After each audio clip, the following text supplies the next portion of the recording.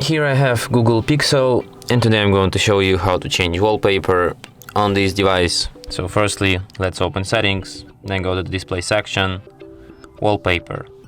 You can select one of these pre-installed wallpapers with different themes like landscapes, these textures and other wallpapers, but you can also set up any other image that you can download from the internet or just take it with your camera. By going to the My Photos, then select an image.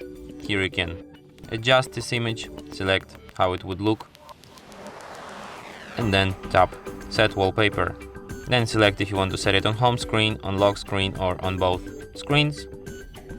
And as you can see, wallpaper changed. And that's it. Thanks for watching. If you find this tutorial useful, don't forget to hit that like button and subscribe to our channel.